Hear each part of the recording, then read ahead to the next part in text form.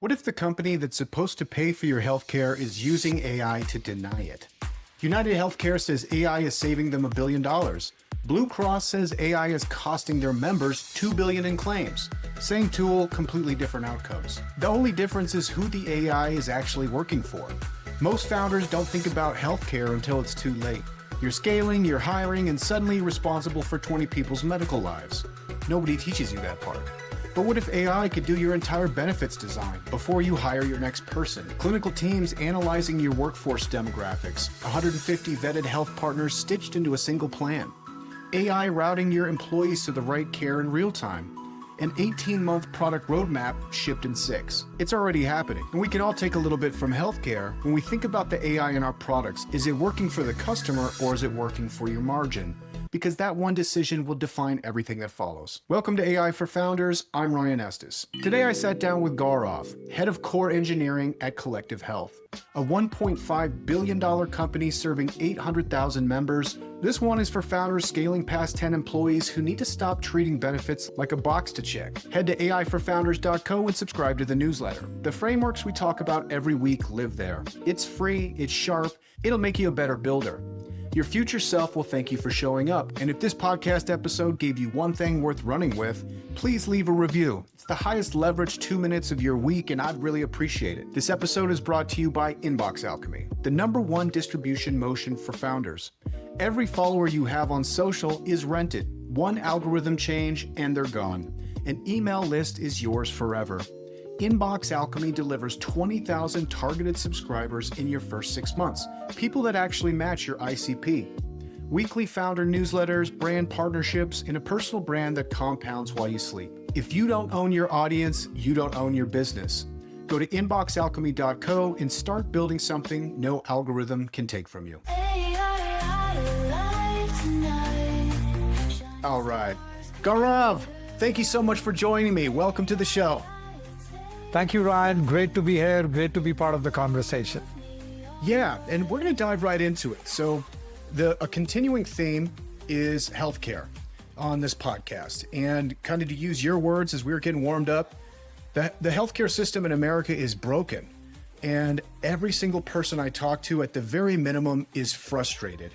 So I'm really excited to hear about your work with Collective Health. Now, I wanted to maybe just start with a broad conversation about AI and healthcare. I am absolutely bullish. I see there's so many opportunities with AI to give us the healthcare that we need, you know? And I speak to founders that are working on this fervently, and there's always this kind of like pressure and tension against it. And some of that I think with regulations is justified, and some of it I think is really irritating. But I want to talk about kind of like a current event to kind of dive into things. So United Health recently said AI was going to save them $1 billion next year. Seems like a plus. And then Blue Cross said that AI coding is adding $2 billion in claims spending. So basically the same technology, different outcomes. One side is saying like, hey, we can make things better with AI. The other is saying like, oh, this is actually costing our stakeholders a large amount of money. What is your kind of approach and your take as far as like AI enhancing or degrading kind of our healthcare system? Yeah, so great question, Ryan. And again, it's the challenge and the conversation of the day.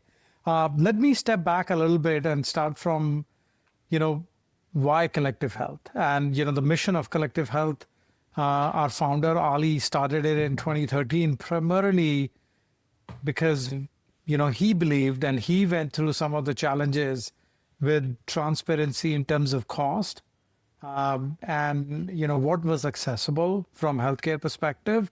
And, we firmly believe and clearly see that technology is what is needed to disrupt.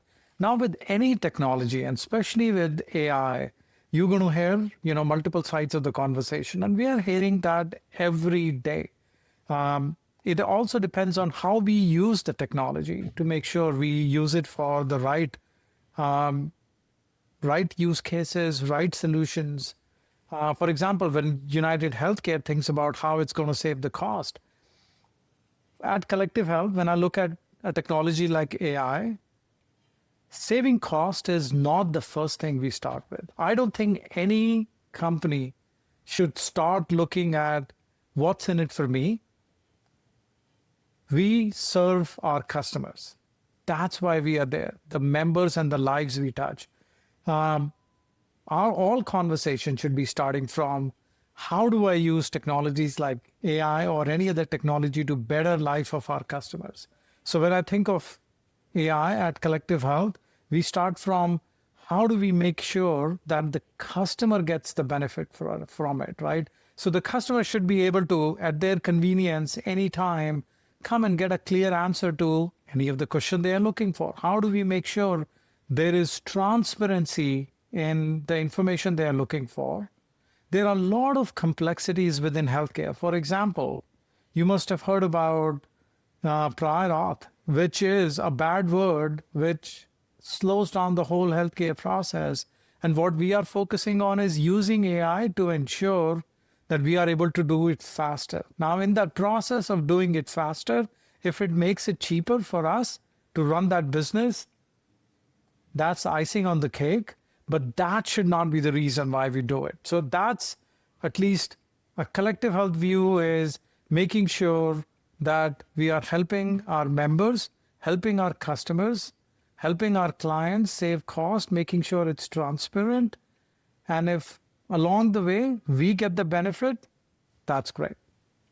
I love that. It's beautiful. And I think that runs across the whole medical industry aside from the insurance companies. Like how, and this is probably an unanswerable question, but like, how do we get the insurance companies to share these kind of values that like that Collective Health has, that the doctors have, that everybody inside that the building has? Like, why is there such a disconnect that like, United and Blue Cross is just looking at their bottom line? You're like, oh, it's good if it saves us money, or it's bad if it costs us money. Like, how do we get away from that? No, that's a great question. Now, I won't be able to comment, and it's not going to be fair for me to comment on, whether it's United or, Blue Cross Blue Shield or any other company in terms of how they consider. The way I look at it is, we set the right example in the industry. We make sure we amplify it.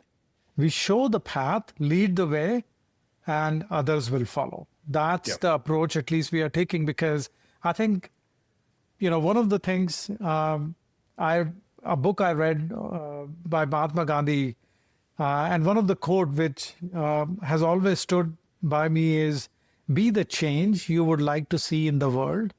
And that's how I think of it, when it comes to our business as well, that what we want to see in the world, we need to start ourselves first and make sure we show the path. I love that. Yeah, it's a very powerful quote, largely because it gives you agency right out of the gate. I think a lot of people get frustrated, and I'm very delicate talking about healthcare because everybody has stories, and we'll learn a little bit about your story. And the frustration is palpable, and it makes you just want to like throw your arms up and be like, forget it, and just give up.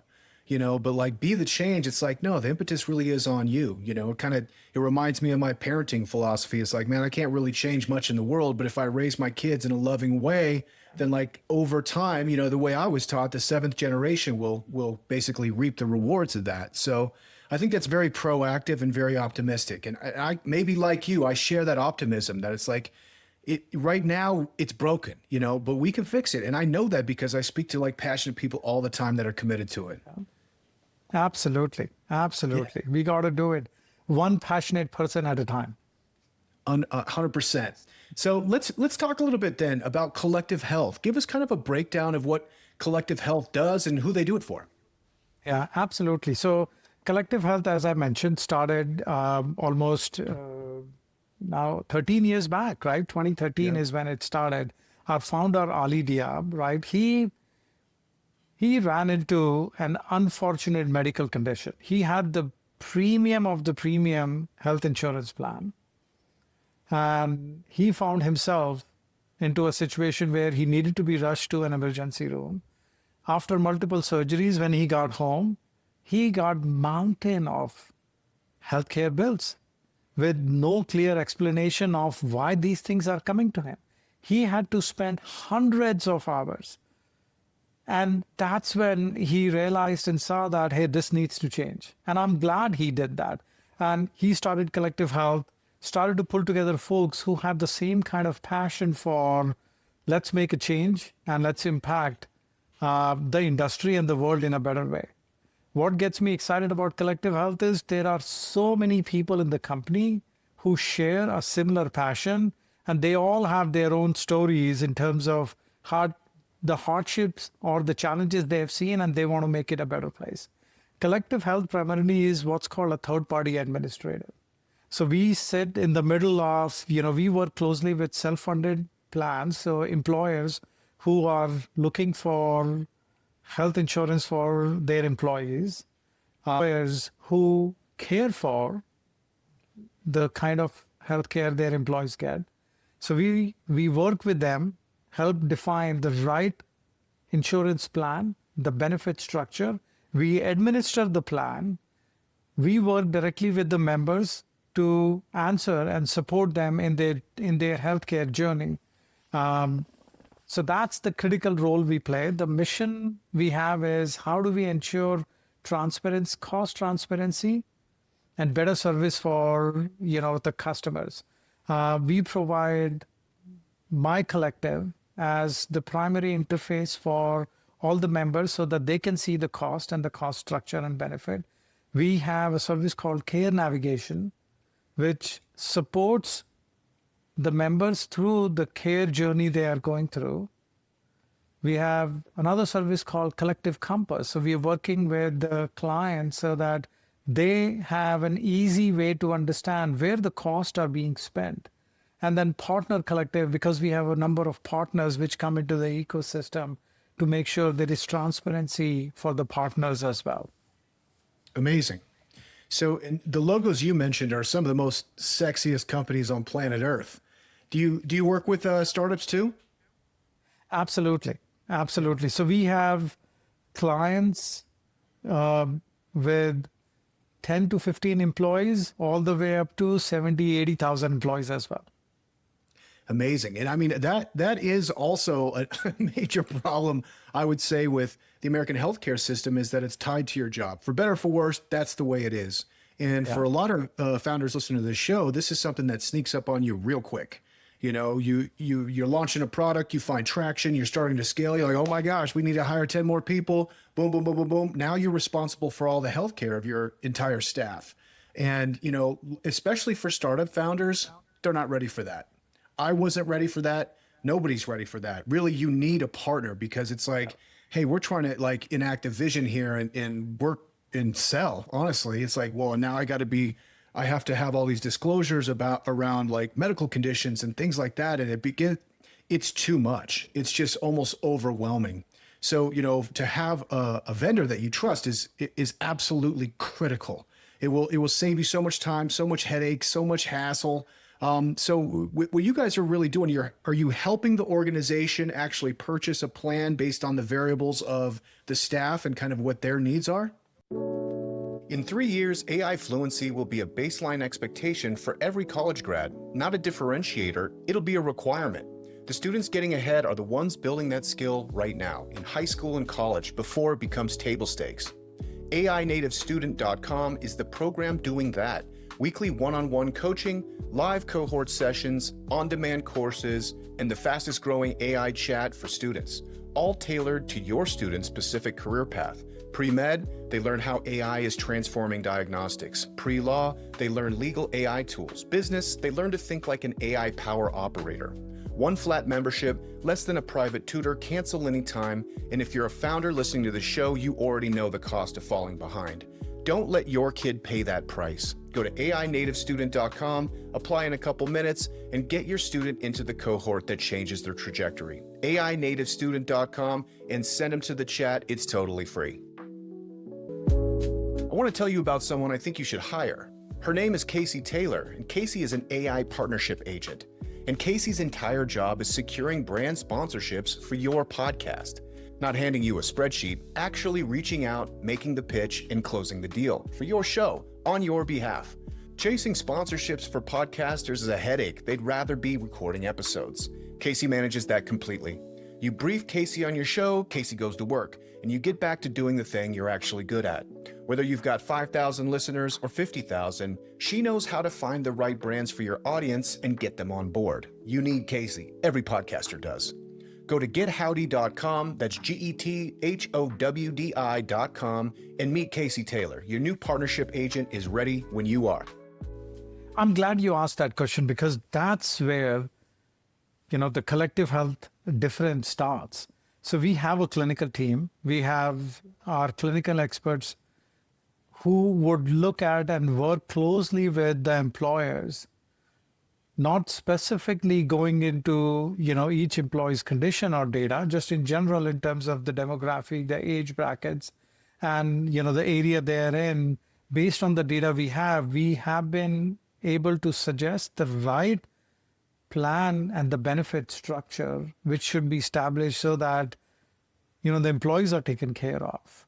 There are even discussions in terms of, after a surgery, or let's say someone has a knee replacement, how many chiropractic, sessions one should be including, right? Yeah. So we would go to that level of details in terms of figuring out the right benefit structure, and our experience with over 800,000 members or lives on our platform allows us enough data and coverage to uncover these best practices, which we are able to bring into every conversation. Beautiful. And a part of this too is the kind of healthcare that's appropriate for particular companies or lifestyles or things like that. And I'll just kind of use mine for example, because it's also kind of a sore spot. I generally, the folks I'm hiring are young. So the healthcare they need is minimus, but it also means that like things like pregnancy, Yeah. that's what I'm looking out for. It's like, okay, what's covered with if there's like a new little AI for founders baby, which is like the best thing ever. How does that look? Largely because I got caught in a trap like that. If you didn't check a box and now you owe $10,000 when my son was born. So, so there's that. There's like young people, they don't have a lot of like health needs. That's not always the case, but generally speaking. Yeah. But also people like me, like I'm a little bit witchy. You know what I mean? Like healthcare system's kind of scary with going to the doctor is intimidating. I want to go to the acupuncturist. I want to go to the chiropractor, like you said. I want massage. I'm a tech bro, so I want, saunas and cold plunge. I want nutritionists. I'm very interested in peptides and hormone replacement therapy and performance optimization type stuff. A lot of the kind of fringy stuff within medicine that's not necessarily pathology, but have like a strong interest in like optimizing health. So, what can you say like are benefits and plans maybe that stick out for collective health that might cater to somebody like me? So great question. And I think as you mentioned, preventive health care or preventive care is actually the best kind of care. You don't want to wait till finding out you really need something, but if you can be supported throughout the journey. So one of the things we focused on is the partner ecosystem. We have over 150 partners, right? If someone's looking for weight loss and weight management, we have Noom. Or, for mental health benefit, there is Loom, and there is a variety of partners who we bring into the ecosystem. And as you're defining the structure of the plan and the benefit which your employers or employees will have, you can stitch those programs together and make sure they are available.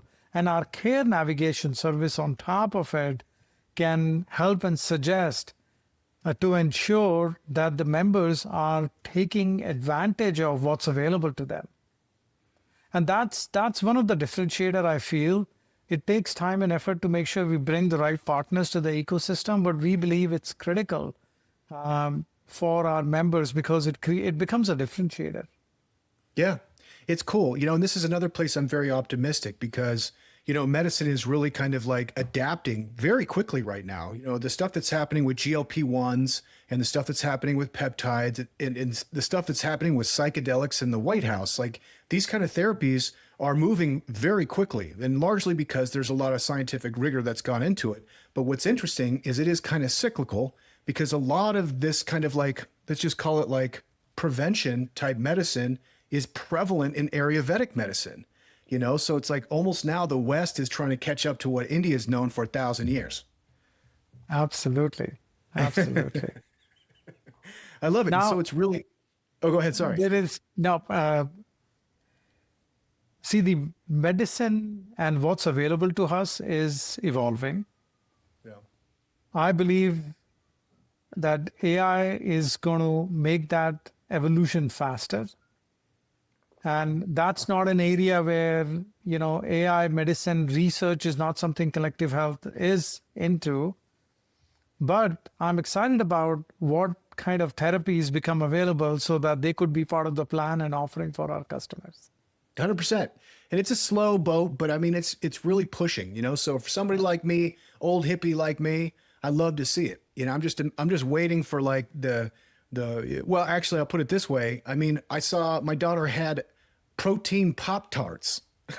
I was like, oh my gosh. She's like, Dad, it's health food. I'm like, do not say that Pop-Tarts are health food, sweetheart. But I'm like, dang, it does have 30 grams of protein though. So like, There you go. There you go.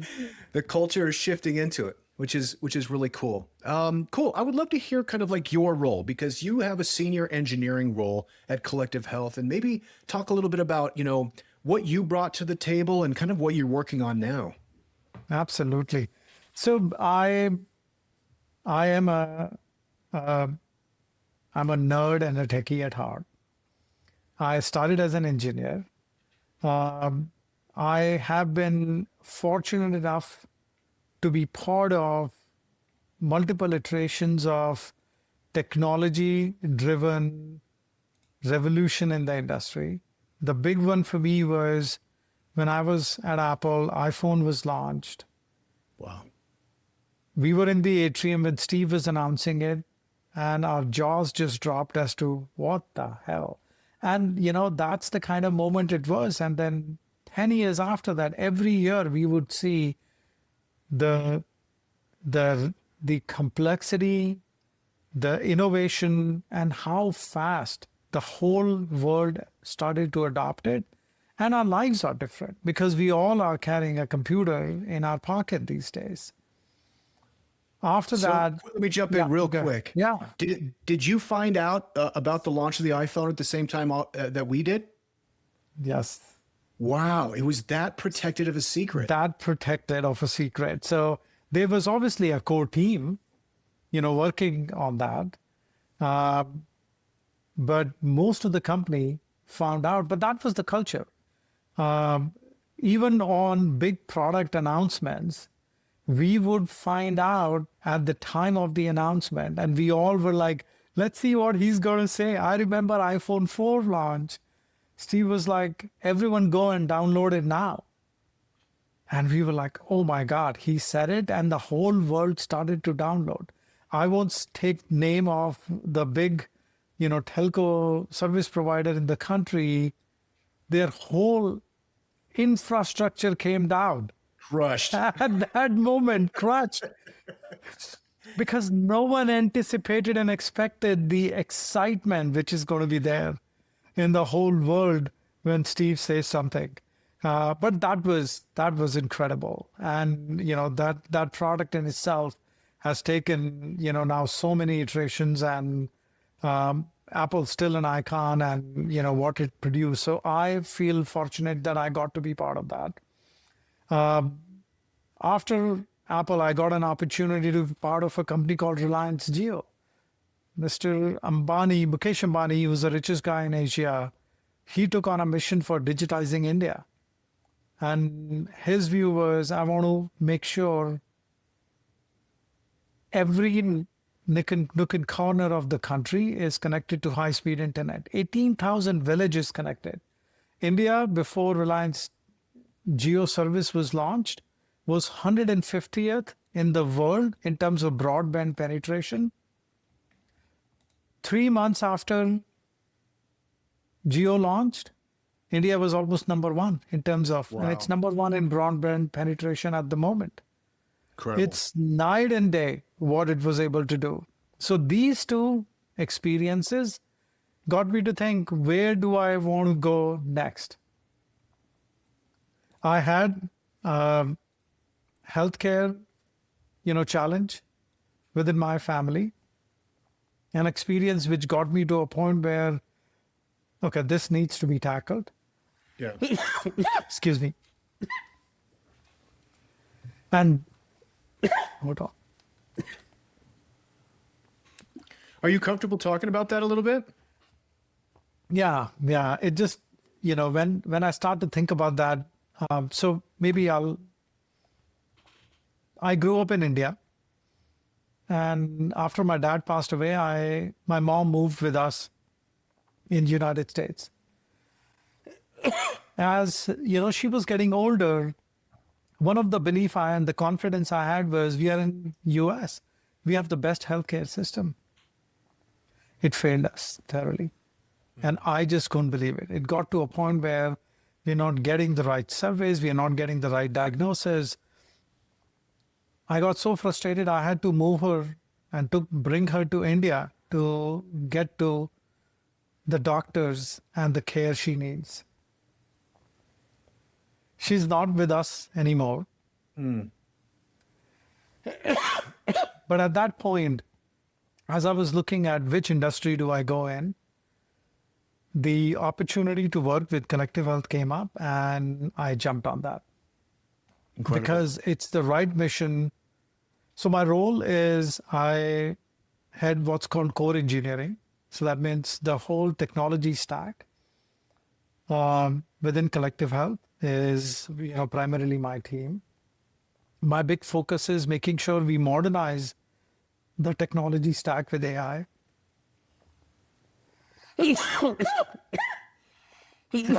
I'm so sorry. No problem. And so I'm focused on making sure we modernize the technology stack with AI.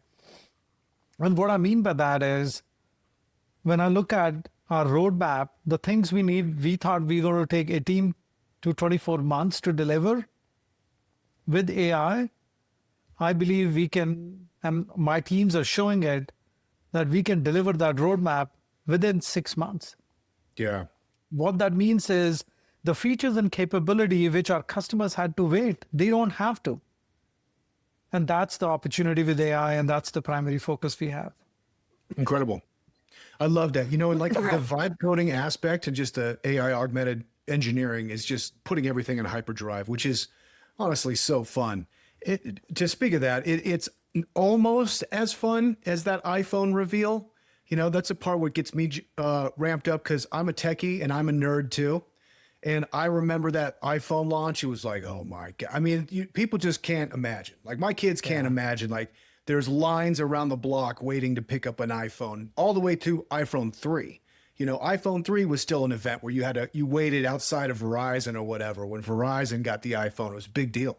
So we're kind of at the precipice of that now. Like there's a reinvigoration of like tech and what's possible, because nobody really knows exactly what we can do. Now, what we have learned over the last 12 months is that AI augmented software engineering tools, like it gives us like superpower. But I'm also interested in like how the capabilities of AI are kind of like where you're implementing them into kind of like customer experiences, and then where you're not, because, AI is obviously famously non-deterministic. So there's certain things within healthcare that you want to keep it way away from.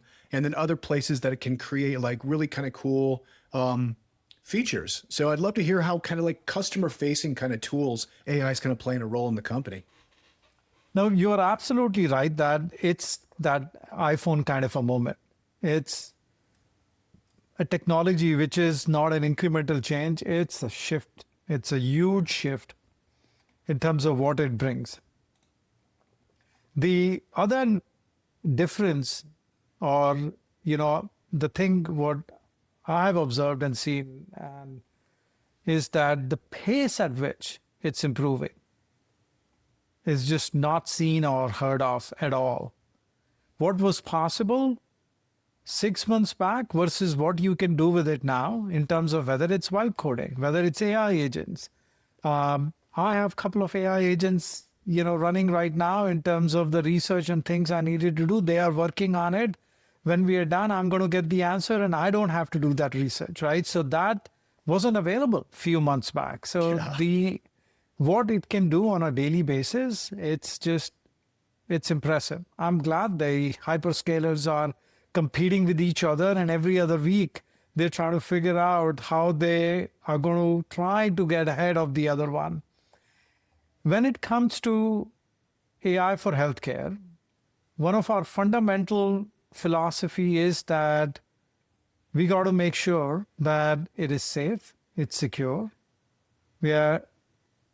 We first and foremost, we make sure that we create a harness which clearly protects our customer data. Customer data is near and dear to us. We make that commitment to our customers that we're going to use technology where it brings the benefit, but we are not going to take lightly on the responsibility we have in terms of securing our customers' data. So the areas where we have started to use AI, first we started with internal use cases because we wanted to make sure we feel comfortable with and we are seeing the benefits. Yeah. So when you're doing, our developers are building and developing applications, we are using AI across the board.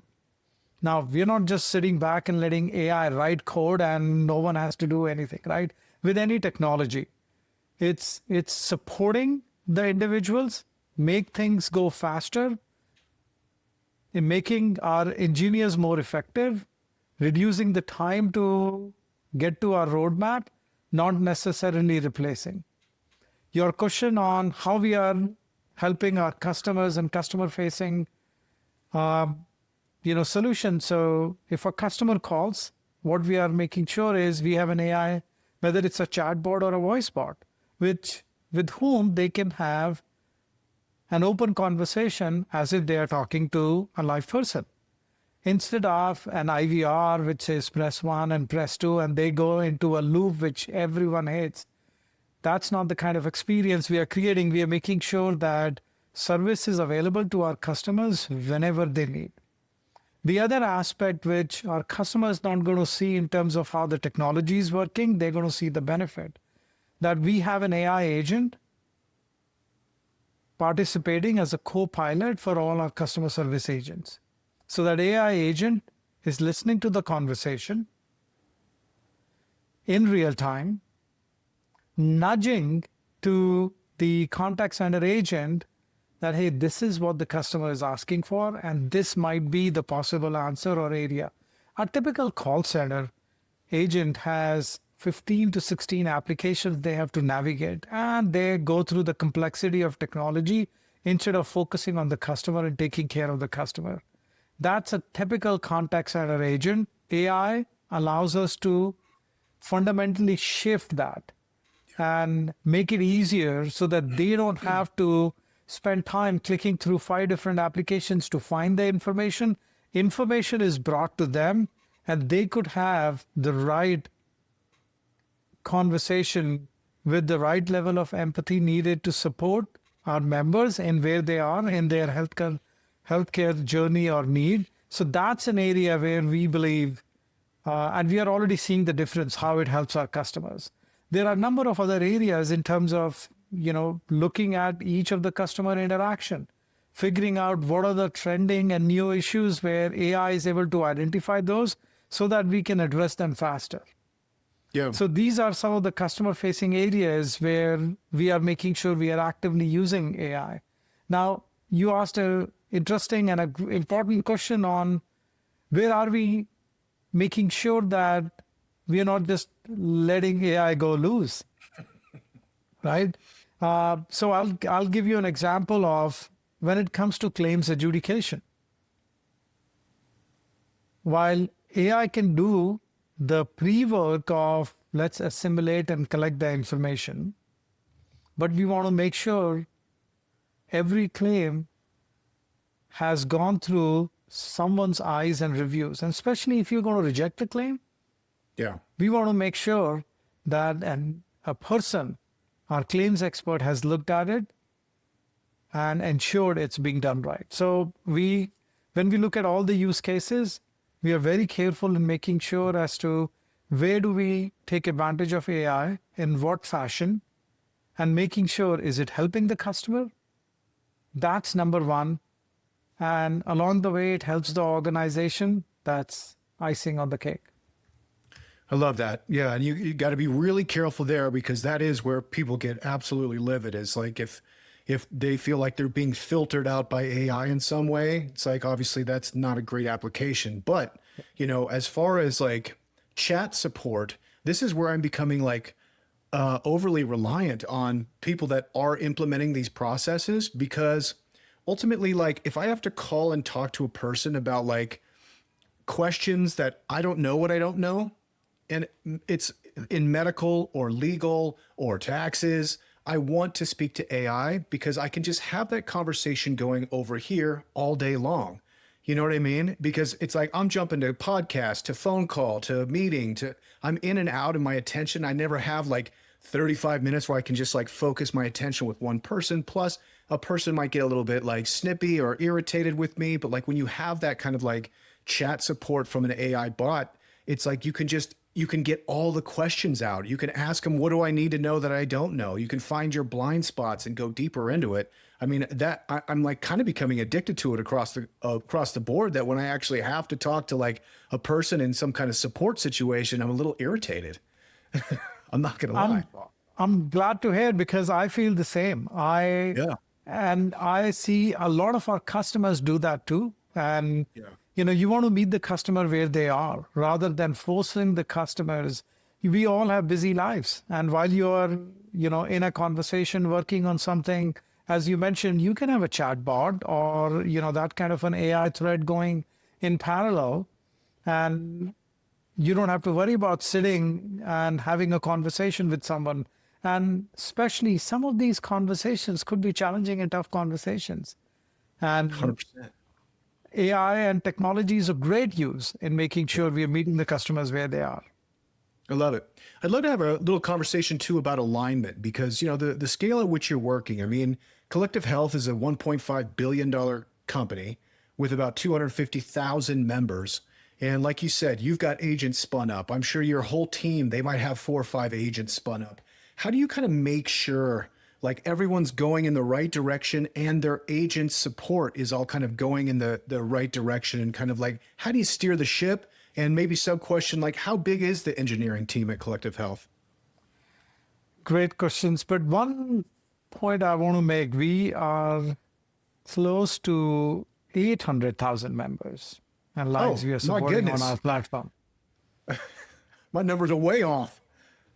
That's Incredible. okay.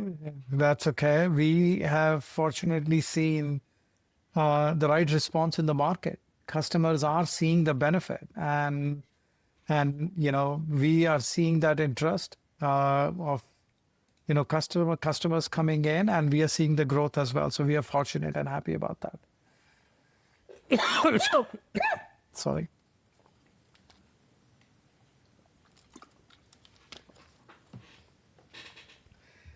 We are a startup.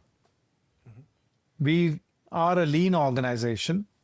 And when I look at, engineering is close to around 210 to 215 engineers overall in the organization.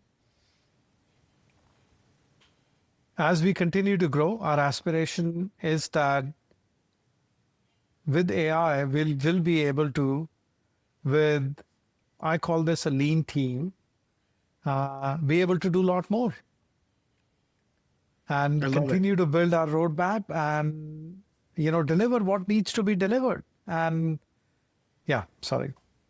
200 is a lean team. I love it. That's somebody's coming from Apple. Incredible. Cool. We're at the time of the podcast where we're going to enter the quantum round. Are you ready for the quantum round? Okay. Cool. What does quantum round mean? You have to explain to me. Well, I'm just trying to like escalate the lightning round. You had the lightning round, but it's 2026. Okay. We're going quantum round. Love it. Love it. Yeah. Cool. I'm really interested in kind of your take broadly in the kind of democratization of this technology. Largely because I'm looking at India. India has more honor students than America has students.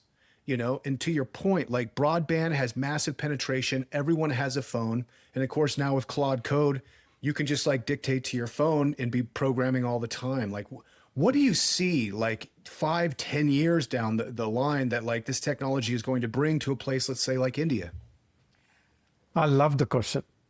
And, you know, a technology like AI, and I firsthand saw this with smartphones, broadband, when we launched Jio in India. Certainly, so we got to a point where even first few weeks of the launch, we were getting almost 1 million customers a day. Within the first, at Jio, first 100 days, we got to 100 million customers because the demand was there. And we saw, incredible applications and use cases, how the digital economy just, blossomed and boomed in India. AI can have a profound impact. When I look at India, it's like, tale of two cities. There is a portion of the country which you see skyscrapers, you see people with, expensive cars, but there are portions of the country where they are even below the minimum wage. Yeah.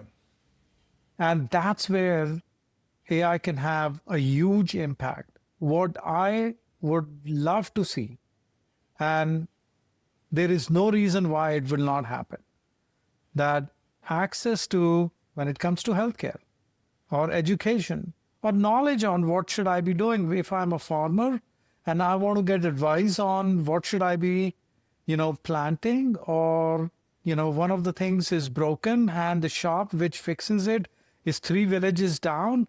Can I do something myself? I need medical attention, but my, village doesn't have a doctor. And can I get immediate attention and help?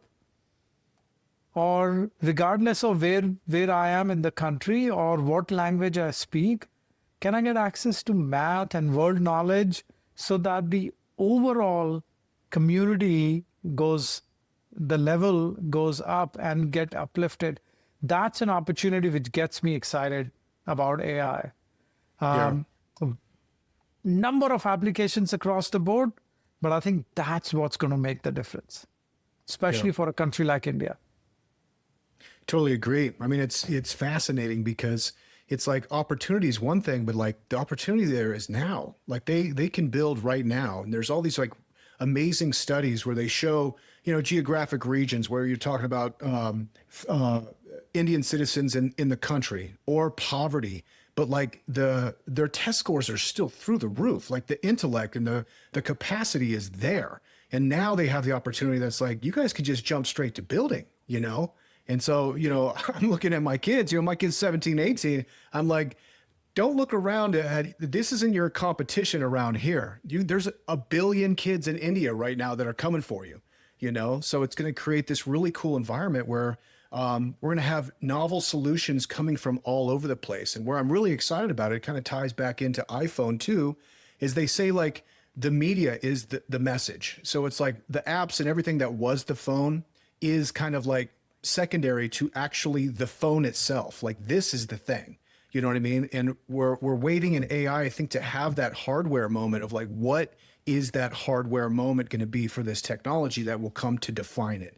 And ultimately it might be a glasses, it might be like a pendant, it might be something like that, but it hasn't been written yet. And we're in a position now where we have, we've opened up to 7-8 billion people that it's like, hey, you can build it right now. Like, if you have the idea, launch it, you can get to it. So it's really exciting time. Okay. Speaking of exciting times, aside from what you're doing with Collective, what are you playing with, and what kind of toys are you building with AI right now? Oh, so I get so excited about it that, every day I'm looking at, so I have a couple of OpenClaw instances and AI agents running and doing things for me. So few of my side interests are, I dabble into options trading a little bit. So I have few AI agents doing research for me every day. As the market opens, I get few reports one at 6:45 and the other one at 7:15 a.m. in the morning, some suggestions so that I look at it and decide what I want to do. I love music, Bollywood music, and I am, and I would love to be a DJ. So I'm a part-time DJ for home parties and stuff. But AI helps me mix some of the music as well and, make it exciting and fun. A number of use cases I'm playing with. I'm playing with some hardware devices as well, but those are some of the experiments I'm running at the moment. Amazing. Yeah, the AI music is so fun, and I was hesitant for a while because I'm a musician and I was like, man, I don't want the robots taking over that'll never replace what I can do with a guitar. I'm like, oh, yes, they can. And it's a different thing, but like, it's so fun. What kind of music you making? So there is an interesting theme going on with Bollywood music. Take old popular songs, kind of mix them with new age techno music. Few movies recently came out which kind of made that popular. You can add mix some rap into it, English into Hindi, and, makes it an interesting dance move on an old Bollywood music. It's magical. And, sky's the limit when you do that. So I love playing with it. And, at least from my perspective, that's my, for lack of better words, kind of the safe zone. Or, when I get tired, that's how I decompress, by listening to music and kind of getting into my zone. And at times I'll go running and, I have seen that the pace at which I run completely depends on the kind of music I'm listening to. I don't know if that happens with you. Oh, 100%. I need your mixtape because my pace is very slow. So I need Gaurav's mixtape so I can kick. And hey, shout out to what's his name? Diljit. He just sold out Madison Square Gardens. He is amazing. He's killing it. He is killing it. And such a down-to-earth, simple person. You hear him talk, and he is, one of those genuine, person at heart who always wants to do the right thing, but he's creating amazing music and touching so many lives. Oh, it's amazing. Cool. I know Toys for Tots is a charity that you support. I'm curious to why you like to support Toys for Tots. So December is my birthday is in December. I love the holidays, Christmas especially, and it's time of festivities in our family. I love the charity because it's spreading joy of holiday, joy of giving. And, I love that feeling. I used to enjoy getting, gifts more than getting gifts, kind of giving and sharing love as I was growing up. And I see this charity do that on, a daily basis, around that time of the year when there are so many families who are not fortunate to be celebrating and getting the right kind of excitement and cheer within, their household. And I think this charity is having that impact at that level. So that's why I've always kind of felt attracted to and excited about the charity, Toys for Tots. Yeah, it's beautiful. I agree. I'm pretty sentimental when it comes to like Christmas time. And that came later because I worked in retail before my kids were born. So I hated Christmas for like 10 years. I was like, no, Christmas season's almost here. But once you got kids, Toys for Tots is like giving presents on Christmas morning or whatever. It's just an absolutely magical time. What's the day? You're born in December. What's the day? Oh, 15th. So kind of middle of the month. But Perfect. The whole month is the month of festivities for me. On Christmas, we have a tradition in our household that I dress up like Santa. My younger one, for the longest time, thought Santa comes in and does it, but pretty much within few years, she knew what's going on. But I still dress up. I have special Santa shoes as well. and go through the whole thing, and we have a blast when we do it.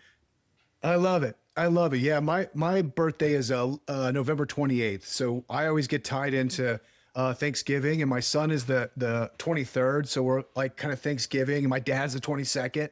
Oh, So, there you go. same kind of thing. If you can like kind of piggyback on a holiday, and I feel like December 15th is far enough that you're not competing with Jesus's birthday, which that seems like it'd be a bit pressure. You know what I mean? Absolutely, absolutely. You got to celebrate more, right? That you do it middle of the month, and then after that the holiday season starts. It's amazing. Gaurav, this has been absolutely amazing. I really appreciate the conversation. Everybody check out collectivehealth.com.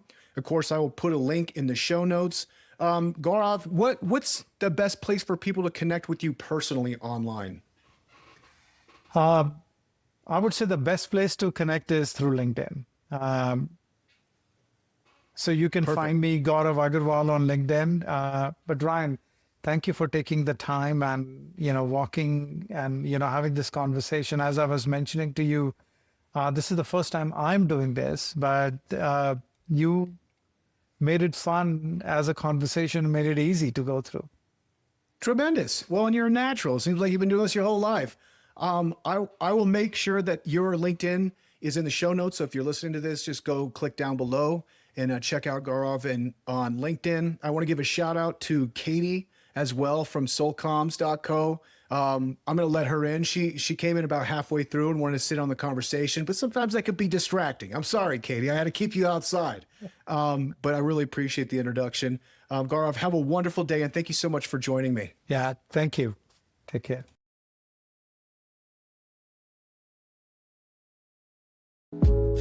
Every week, I sit down and ask myself one question. What do founders actually need to know about AI right now? Not the think pieces or the stuff that sounds impressive, the real useful put it to work today stuff. Then I write it up, send it to you in your inbox free. That newsletter is called AI for Founders, and I built it because I was tired of wading through hit pieces and people that are afraid of the future. Each issue, I break down the tools worth your time, the strategies that are working, and the ways you can use AI to grow your company without burning out or getting left behind. Thousands of founders read it every week, and I'd love for you to be one of them. Subscribe for free at aiforfounders.co. 3 seconds to sign up, and I promise it's worth it. Here's what separates the founders who become icons from the ones who stay invisible: a weekly newsletter. Not because it's trendy, because inbox is where business actually gets done. It's where investors read your thinking before they take the call, where future hires decide they want to work for you, where customers remember why they chose you. Your social posts disappear in a couple hours. Your newsletter compounds for years. Inbox Alchemy builds your entire founder newsletter operation from scratch. The writing, the design, the beautiful branded website, and a growth engine that takes you from 0 to 25,000 subscribers in your first 6 months. They manage everything, so your personal brand is working for you around the clock, building reputation, deepening relationships, and driving real pipeline, all while you run your company. The founders building email audiences right now are playing a game the algorithm can never touch. That's inboxalchemy.co, and go build yours.